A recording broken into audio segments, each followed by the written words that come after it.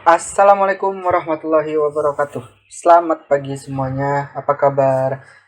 Mudah-mudahan semuanya masih dalam keadaan sehat ya, meskipun kalian sempat kena PHP ya kan. Di akhir tahun kemarin kalian udah dengar kabar bahwa sekolah kita sudah bisa melaksanakan pembelajaran secara tatap muka. Namun ternyata ya harapan tinggal harapan. Keadaan yang tidak memungkinkan memaksa kita untuk kembali belajar dari rumah masing-masing. Namun tetap situasi seperti ini, saya harap jangan menjadi hambatan kita, jangan menjadi beban kita, membuat kita menjadi tidak produktif. Apalagi kalian sudah kelas 12 nih. Makanya sekarang mulailah kalian untuk mencari-cari tahu passion kalian di mana. Apakah kalian ingin melanjutkan pekerjaan di tempat yang seperti apa? Kemudian apakah kalian ingin melanjutkan pendidikan kalian di sekolah tinggi ataupun di universitas yang seperti apa, yang mana, jurusan apa? Kalian sudah harus bisa menentukan sendiri jalan kalian. Karena di kelas 12 ini udah bukan lagi waktunya kalian untuk berpikir bagaimana kalian menuntaskan sekolah kalian, tapi kalian berpikir bagaimana kedepannya kalian akan seperti apa, kedepannya kalian ingin menjadi orang yang bagaimana. Jadi saya harap kalian sudah bisa memikirkan dengan matang kalian akan menjadi apa, kalian ingin melanjutkan hidup dengan pendidikan yang bagaimana, apakah cukup di SMK saja, apakah kalian ingin melanjutkan pendidikan di S1, S2, ataupun D3 dan sebagainya, ataupun kalian mungkin langsung mencari pekerjaan menjadi wira swasta, atau yang perempuan ingin belajar masak ya kan. Karena pada kesempatan kali ini kita akan membahas materi yang sudah saya tugaskan di minggu kemarin, yaitu di minggu ketiga. Adapun untuk nilainya sengaja saya keep menunggu kelas kalian untuk menyelesaikan semua tugasnya, karena ternyata pengalaman kemarin ternyata ketika saya sudah nilai, kemudian saya share nilainya di Google Classroom, ternyata banyak yang nyontek ya, walaupun sebenarnya tanpa saya nilai pun banyak yang nyontek ya, bahkan yang cross kelas juga sama kelas yang lain gitu kan, nyonteknya juga ada, karena kelihatan banget dari hurufnya sama, dari editannya juga kalau saya cek di properties ya kan. Nah, itu udah kelihatan siapa awalnya, siapa mulanya. Jadi silahkan kalian dengan belajar dengan sungguh-sungguh, jangan pernah kalian coba-cobalah untuk nyontek. Belajar bareng boleh, cuman ya toh ya bedain lah, kemudian modifikasi sedikit lah atribusinya gitu kan, sedikit bekerja lah, jangan ketahuan ini dari siapa awalnya. Oke, pada kesempatan kali ini saya nggak akan panjang lebar karena kemarin cukup panjang juga ya, hampir 40 lebih, 40 menit lebih. Sekarang kita fokus bagaimana menyelesaikan soal-soal ini dengan cepat. Hanya bermodalkan logika. Yuk, soal yang pertama. Di bawah ini yang merupakan kementerian yang berada di bawah koordinasi Kementerian Koordinator Bidang Kemaritiman. Oke, di sini saya beri garis bawah kemaritiman. Sebelumnya kita harus tahu dulu maksudnya kemaritiman itu berkaitan dengan apa. Silakan, ada yang tahu? Ya, yang namanya kemaritiman dia bicara tentang laut. Nih saya mungkin jelek lah, gak usah. Berbicara tentang laut. Maka apakah Kementerian Koordinator Bidang Kemaritiman membawahi pertahanan? Tidak. Kemudian apakah dia membawahi Kemenkominfo? Tidak. Apakah dia membawahi Kementerian Kelautan? Iya, berarti dia jawabannya adalah yang C. Silakan, sampai sini ada yang ditanyakan? Kita masuk pertanyaan yang kedua. Setiap perbuatan seseorang atau sekelompok orang yang sengaja atau tidak sengaja melawan hukum, membatasi hak seseorang atau sekelompok orang yang dijamin dalam undang-undang disebut dengan, oke, kita perhatikan dulu pertanyaannya. Di sini setiap perbuatan seseorang atau sekelompok orang yang sengaja atau tidak sengaja melawan hukum membatasi hak seseorang. Nah, di sini kata kuncinya nih, membatasi hak seseorang. Dengan demikian, jawabannya pasti adalah yang menyangkut dengan hak. Yuk kita lihat. A. Pelanggaran hak warga negara. Di sini ada kata hak. Apakah di yang lain ada kata hak juga? Yang B. Kewajiban. C. Genosida. Kemudian D. Kejahatan kemanusiaan. Dan E. Kejahatan perang. Berarti jawabannya adalah yang A. Sampai sini ada yang ditanyakan. Jadi kita nggak perlu menghafal, kita pakai logika. Karena di sini kan yang ini berarti kan suatu pelanggaran ya. Ini udah pasti pelanggaran. Sekarang apa sih yang dilanggar? Nah, ini ada hak seseorang, membatasi hak seseorang. Berarti dia adalah pengertian dari pelanggaran hak warga negara. Oke, selanjutnya kita masuk ke pertanyaan ketiga. Perhatikan pernyataan berikut ini. Sebentar. Oke. 1. Penyalahgunaan kekuasaan. Kedua, rendahnya toleransi. Ketiga, aparat penegak hukum yang kurang tegas. Lalu yang keempat, kurangnya kesadaran akan hak warga negara. Yang kelima, tidak meratanya hasil pembangunan. Lalu yang keenam, sikap egois warga negara. Nah, dari pertanyaan di atas, yang merupakan faktor eksternal penyebab pelanggaran hak warga negara adalah, nah ini mungkin udah pernah dibahas ya di semester pertama. Namun di sini kita nggak akan bahas materinya, kita berdasarkan logika. Bagaimana cara cepatnya kita bisa menyelesaikan suatu soal tanpa kita hafal. Jadi modal logika aja. Yuk, yang pertama, penyalahgunaan kekuasaan. Apakah dia dari eksternal atau dari luar ya? Dari luar diri kita sebagai warga negara? Iya. Lalu, rendahnya rasa toleransi. Toleransi ini muncul dari dalam diri atau dari luar diri kita? Dari dalam diri kita, berarti dia bukan eksternal. Kemudian, aparat penegak hukum yang kurang tegas. Apakah ini dari eksternal ataukah dari internal diri kita? Ya, dia dari eksternal. Lalu yang keempat, kurangnya kesadaran akan hak warga negara. Berarti ini dari internal. Kan jawabannya. Lalu yang kelima, sikap lagi tidak meratanya hasil pembangunan. Apakah ini eksternal?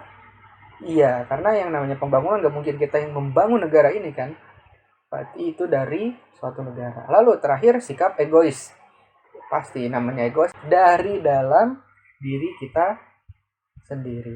Berarti jawabannya adalah 1, 3, dan 5. Sini ada 1, 3, dan 5. Berarti jawabannya adalah yang B. Sampai sini ada yang ingin ditanyakan? Sekarang kita lanjut pertanyaan yang berikutnya.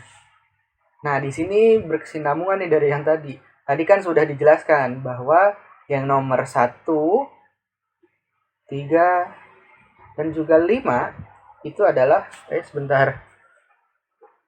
Nah, itu adalah faktor eksternal. Sekarang, dari pernyataan di atas yang merupakan faktor internal. Berarti kebalikannya. Yang mana? Berarti yang nomor 2, lalu nomor 4, dan juga nomor 6. Mana jawabannya? Yang D. Nah, cepat kan? Kita nggak butuh waktu banyak. Kita hanya cukup 1 menit atau 2 menit paling lambat. Sampai sini ada yang ditanyakan? Silahkan. Jadi terus kembangkan logika kalian. Yang namanya PPKN itu kan pelajaran yang nggak mesti menghafal. Selama kalian logikanya jalan, maka semuanya akan mudah dijawab. Kita beralih ke pertanyaan kelima. Di bawah ini contoh kasus sehingga seorang anak lahir dengan bipatrid atau 2 kewarganegaraan. Berarti yang namanya 2 kewarganegaraan, 2 kewarganegaraan, berarti apa? Berarti dia lahir di suatu negara yang menganut sistem tempat, Kemudian orang tuanya menganut sistem, ya, betul, berdasarkan keturunan. Sekarang kita ingat, berdasarkan tempat. Apa? Ius soli atau sanguinis? Ius soli. Kalau berdasarkan keturunan, dia berdasarkan, ayo diingat lagi, kemarin juga udah ada nih. Berdasarkan keturunan, ius sanguinis. Berarti kita fokus nih. Negara X-nya soli, negara Y-nya berarti sanguinis. Ya, ini X. Maaf. Oke, ini X, yang ini Y. Yuk, yang X. Yang pertama ius soli. Nah, ini ius soli. Lalu yang Y-nya atau negara orang tuanya ius soli juga, berarti dia bukan. Kemudian seorang anak lahir di negara X menganut asas ius sanguinis. Nah, udah pasti bukan. Yang C, anak lahir di negara X yang menganut asas ius sanguinis. Nah, ini juga pasti bukan.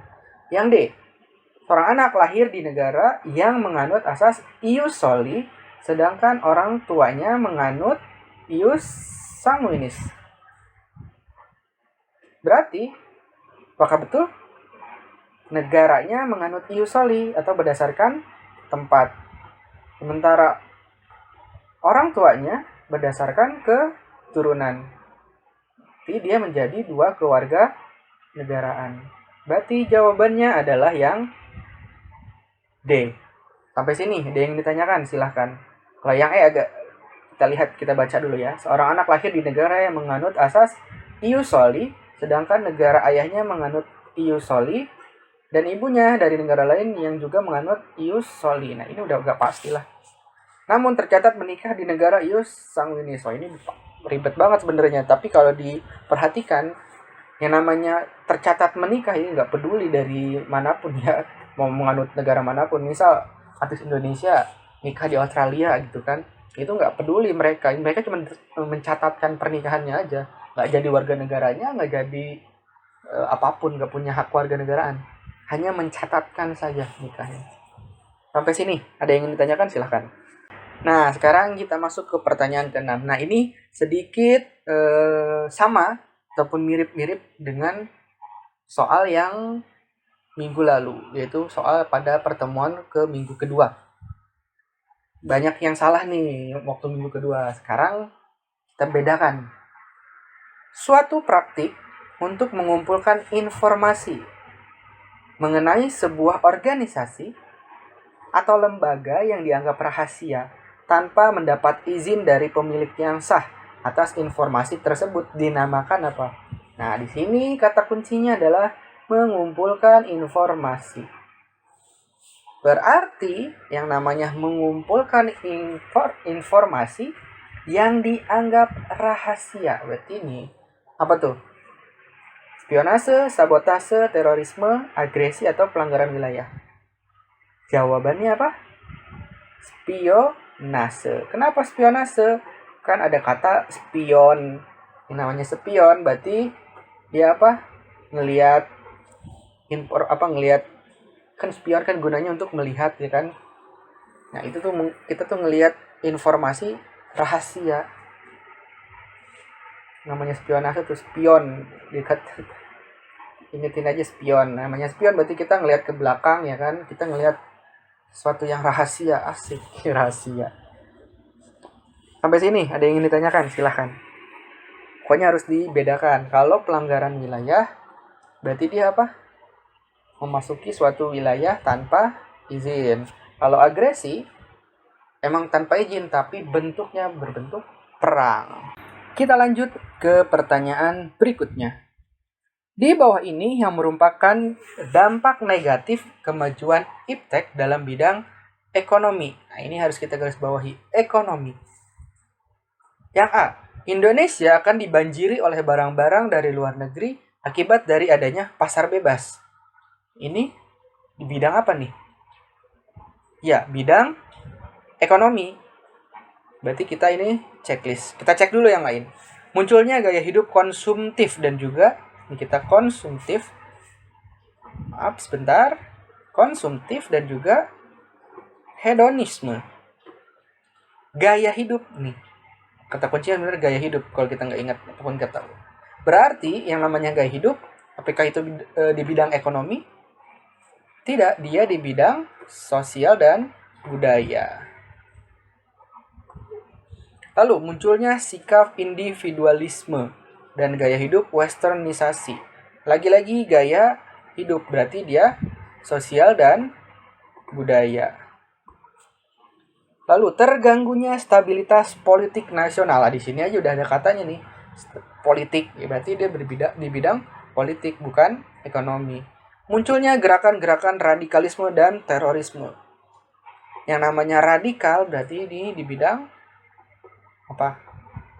Hankam atau pertahanan dan keamanan. Hankam, hakka. Pertahanan dan keamanan. Bisa juga di bidang ideologi. Berarti jawabannya adalah yang A. Sampai sini ada yang ingin ditanyakan. Mudah bukan? Kita nggak perlu ngafalin apa-apa. Kita nggak perlu, bukannya saya mengesampingkan belajar tetap. Cuman ada kalanya mungkin kita yang namanya ujian itu pasti gugup ataupun ngeblank sedikit pasti ada aja gitu loh. Kita nggak akan tahu. Nah, untuk menyiasatinya, kita mulai mencoba untuk mengasah kemampuan insting kita, insting kita supaya bisa mengerjakan tanpa perlu hafal. Tapi apa? Mengerjakan soal karena kita tahu cara-caranya seperti apa, ataupun celah-celahnya seperti apa, pengertian singkatnya seperti apa. Kita masuk pertanyaan ke 8. Sebentar. Kurang geser sedikit. Gak bocor. Oke. Yo, pertanyaan ke-8. Pengadilan negeri memiliki peran khusus dalam hal memeriksa dan memutus perkara, yaitu di tingkat. Nah, mungkin di sini kalian harus menghafal, tapi nggak juga.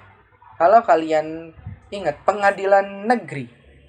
Nah, pengadilan negeri ini sering kalian datengin. Kalau apa? Kalau hari Jumat. Kalau kalian ketilang, biasanya datang ke sini pas hari Jumat nih. Yang kalau di pinggir-pinggir jalan, ya kan, sebelum pengadilan pasti banyak yang nungguin, ya kan, tunjuk-tunjuk, manggil-manggil. Itu jangan ditiru ya, jangan kayak begitu. Cukup kalian datang aja ke pengadilannya, cuma bayar paling 50.000 lah. Jadi jangan, gak usah lah pakai joki-joki. Gak usah. Yuk lanjut. Berarti pengadilan negeri ini tingkat keberapa? Pertama, banding, kasasi, kedua atau amnesti. Berarti apa? Di paling bawah. Karena apa? Karena ketika dikasih sama polisi, dikasih perkara sama polisi atau pelanggaran, akhirnya apa? Kalian langsung disidangkan di pengadilan negeri. Berarti dia tingkat pertama. Jawabannya adalah yang A. Kenapa bukan banding? Yang namanya banding, dia adalah tingkat kedua. Siapa ini? Tugasnya dia adalah pengadilan tinggi. Kemudian kalau kasasi sama amnesti ini, yang ngurusin siapa nih kasasi sama amnesti? Yang ngurusin adalah Mahkamah Agung. Sampai sini ada yang ditanyakan, silahkan. Jadi kita pakai logika gobloknya aja dalam tanda petik ya. Supaya apa? Supaya bisa mengerjakan secara cepat. Selanjutnya kita masuk ke pertanyaan ke-9. Waduh, agak panjang ya, cuman kita pelan-pelan aja bahas, kita fokus. Oke, di bawah ini yang merupakan contoh nilai praksis. Ingat, yang namanya nilai praksis berarti adalah aplikasinya nih. Aplikasinya dari apa? Pancasila sila ke-1. Wah, ini benernya gampang, cuman jangan langsung aduh ngapalin Pancasila, enggak. Yuk.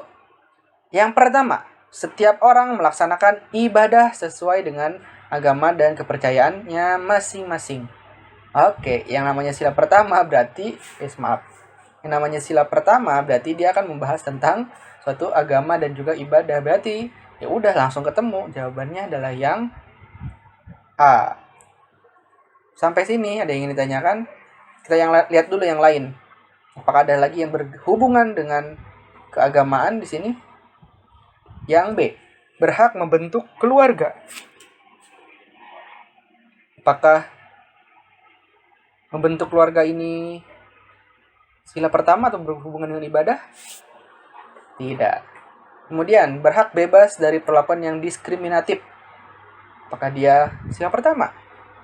Tidak. Lalu, setiap orang wajib menghormati hak asasi manusia orang lain dalam tertib kehidupan bermasyarakat, berbangsa, dan bernegara. Dia juga tidak membahas tentang agama. Setiap orang berhak atas perlindungan diri pribadi, keluarga, kehormatan, dan bla bla bla. Ada panjang lah. Apakah dia membahas agama? Tidak. Berarti jawabannya tadi adalah yang A. Sampai sini, apakah ada yang ingin ditanyakan? Kita masuk ke pertanyaan yang terakhir. Sebagai negara yang majemuk, majemuk itu ingat apa? Majemuk itu berarti berbeda-beda. Sebagai negara yang berbeda-beda, Indonesia menjadi negara yang paling rawan terhadap konflik yang dapat mengancam persatuan dan kesatuan bangsa. Untuk mengatasinya, peran serta masyarakat sangat diperlukan. Salah satu peran tersebut adalah dimilikinya kesadaran berbangsa dan bernegara yang diwujudkan dengan kesadaran berbangsa dan bernegara. Wujudnya seperti apa? Yang A, kita lihat. Memiliki sikap disiplin yang tinggi untuk mendorong kemajuan masyarakat. Benar, cuman apa? Apakah kita perlu memiliki disiplin yang tinggi untuk mendorong kemajuan bermasyarakat? Dan apakah itu merupakan suatu kesadaran berbangsa? Iya, namun kurang tepat. Kenapa kemajuan masyarakat gak cuma butuh disiplin, tapi butuh juga apa? Tapi butuh juga yang namanya pendidikan dan pengetahuan. Lalu, menghindari perilaku yang menimbulkan pertentangan di antara tokoh masyarakat. Yang namanya perilaku yang menimbulkan pertentangan gak cuma tokoh masyarakat, tapi juga kita sebagai masyarakat umum. Bahkan kata menghindari, Bahkan kata menghindari, nah itu juga tidak boleh. Ataupun kurang tepat lah. Kenapa? Kita bukan menghindari perilaku yang menimbulkan pertentangan, tapi kita itu yang memang harus bersinergi satu sama lain, bukan kita menghindari pertentangannya. Lanjut, berwawasan luas dalam menyelesaikan permasalahan di masyarakat. Apakah kita harus berwawasan luas dalam menyelesaikan masalah? Iya, namun ini kurang tepat. Karena yang namanya menyelesaikan masalah bukan hanya memerlukan wawasan yang luas, tapi juga harus berwibawa dan juga adil. Kemudian, menghormati dan menghargai keberagaman di masyarakat. Apakah ini merupakan kesadaran berbangsa dan bernegara yang bisa menyelesaikan ancaman terhadap persatuan dan kesatuan? Iya, berarti jawabannya adalah yang D. Lalu yang terakhir kita cek dulu ya. Memiliki sikap hidup modern dan mampu memanfaatkan teknologi modern. Benar, cuman ini bukan suatu hal yang mencerminkan kesadaran untuk mengatasi ancaman terhadap persatuan dan kesatuan. Yang jelas berarti jawabannya adalah yang D. Sampai sini ada yang ingin ditanyakan? Kalau tidak ada, jangan lupa, atau mungkin kalian ingin bertanya, silahkan tuliskan aja di kolom komentar. Entah itu di Google Classroom, ataupun di YouTube ini, ataupun di Spotify, silahkan. Kemudian kalau kalian ingin bertanya, saya juga punya Google Meet nantinya. Silahkan, yang nanti akan saya share kepada kalian. Kalau kalian ingin sharing, ataupun ingin tanya-tanya kepada saya, ataupun nomor saya juga silahkan. Atau kalian ingin tanya-tanya atau sharing, silahkan kita utarakan melalui Google Meet. Dan juga bisa melalui chatting ataupun via WA. Jadi silakan kalian kalau ada yang ingin tanyakan, jangan ragu-ragu. Mari kita sharing, mari kita berbicara satu sama lain untuk lebih mengeratkan. Maksudnya supaya kita tuh gak ada miskomunikasi. Jangan sampai saya ngasih materi tapi kalian gak ngerti. Saya harap apapun yang kalian rasakan, misalkan tidak mengertian kalian utarakan kepada saya supaya nanti saya bisa memperbaikinya, saya bisa lebih mengimprove diri saya menjadi yang lebih baik lagi supaya kalian juga bisa belajar dengan maksimal. Nah, anak, terima kasih banyak. Jangan lupa untuk selalu mengisi presensi dan juga tugasnya. Sampai ketemu lagi di minggu berikutnya atau di pertemuan selanjutnya. Saya akhiri. Assalamualaikum warahmatullahi wabarakatuh dan selamat pagi semuanya.